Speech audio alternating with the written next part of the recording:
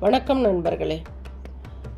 நம்ம வாழ்க்கையில் ஒரு காரியத்தை நம்ம செய்ய நினைக்கும் பொழுது நம்மால் முடியும் அப்படின்னு சொல்கிறவங்கள விட உன்னால் முடியாது, இது ரொம்ப கஷ்டம் அப்படின்னு சொல்கிறவங்க தான் அதிகமாக இருப்பாங்க. அந்த மாதிரி எதிர்மறை விமர்சனங்களை எப்படி கையாண்டு ஜெயிக்கணும்னு ஒரு குட்டி தவளை கதை மூலமாக இன்றைக்கி நாம் தெரிஞ்சுக்க போகிறோம். வாங்க கதைக்குள்ளே போகலாம். ஒரு முறை தவளைகளுக்கிடையே ஒரு போட்டி நடந்தது. இலக்கு என்னென்னா மிகப்பெரிய கோபுரத்தின் உச்சியை அடைய வேண்டும் என்பது. இப்போது இந்த விசித்திரமான போட்டியை பார்க்க ஒரு பெரிய கூட்டமே கூடியிருந்தது. தவளைகள் ஏற தொடங்கியதும் கீழே இருந்த மக்கள் பேச தொடங்கினார்கள். ஐயோ, இது ரொம்ப உயரம், யாராலும் இதை செய்ய முடியாது, பார்க்கவே பாவமாக இருக்குது, பாதியிலே விழுந்துடுவாங்க.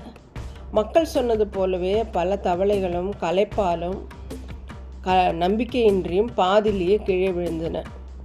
ஆனால் ஒரே ஒரு தவளை மட்டும் மெதுவாக விடாமுயற்சியுடன் மேலே ஏறிக்கொண்டே இருந்தது.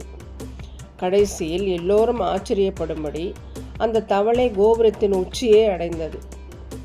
மற்ற தவளைகளும் மக்களும் வியந்து போய் அந்த தவளையிடம் கேட்டார்கள், உன்னால் மட்டும் இது எப்படி முடிந்தது என்று. அப்பொழுதுதான் தெரிந்தது அந்த தவளைக்கு காது கேட்காது என்பது. இந்த கதையின் மூலம் நாம் கற்றுக்கொள்ளக்கூடியது என்னென்னா, எதிர்மறையாக பேசுபவர்களிடம் அவங்க பேசுகிற பேச்சுக்கு வார்த்தைகளுக்கு நாம் செவிடாக இருக்க வேண்டும். நம் இலக்கை நோக்கி நாம் வைக்கும் ஒவ்வொரு அடியும் நம்முடைய தன்னம்பிக்கையை சார்ந்தது, மற்றவர்களின் விமர்சனத்தை சார்ந்தது அல்ல. இன்றைய சிந்தனை, உங்களால் முடியும் என்று நீங்கள் நம்பினால் பாதி வெற்றி அங்கேயே கிடைத்து விடுகிறது. நன்றி. வாழ்க வளமுடன்.